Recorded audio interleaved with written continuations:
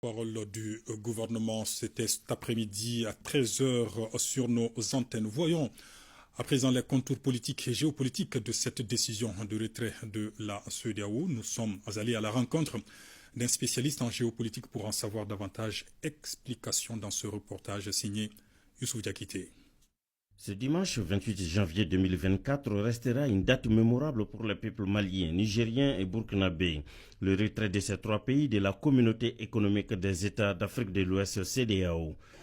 Considérant évidemment l'incapacité de l'organisation sous-régionale, la CEDEAO, de faire face aux problèmes géopolitiques contemporains effectivement de ces pays, alors donc ces États ont décidé d'être ensemble pour régler leurs problèmes. Le droit international leur autorise ça. L'article 52, 53, 54 de la Charte des Nations Unies, notamment chapitre 8, autorise les États de s'organiser pour faire face à leurs problèmes.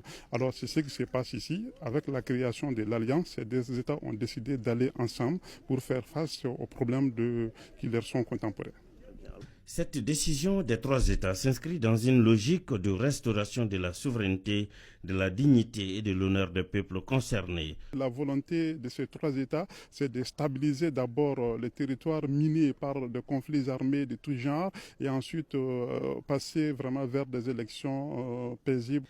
À la question de savoir l'impact d'une telle décision sur les peuples respectifs, l'analyse est on ne peut plus claire. Quand nous regardons la situation géopolitique de ces pays, organiser les élections de façon précipitée, ça peut vraiment entraîner d'énormes problèmes. Donc il faut vraiment diagnostiquer des choses, et poser des solutions nettement définies et essayer de stabiliser le pays. Après cette stabilisation, il faut penser à l'élection, il faut penser vraiment au retour à l'ordre constitutionnel, parce qu'en réalité, ces trois pays, quand nous regardons aujourd'hui, sont victimes vraiment du terrorisme, qui est un aspect qui n'avait pas été étudié d'abord par le droit international au niveau de l'organisation internationale. Et ces nouveaux acteurs sur les terrains qui posent d'énormes problèmes, il faut vraiment trouver vraiment des solutions à ce niveau, aux questions de terrorisme, aux questions de conflits, et ensuite penser aux élections. En tout cas, depuis le 28 mai 1975, date de la signature du traité de la CEDEAO par les États membres, l'organisation régionale est très controversée. C'est pourquoi d'aucuns la qualifient des syndicats des chefs d'État et non des peuples.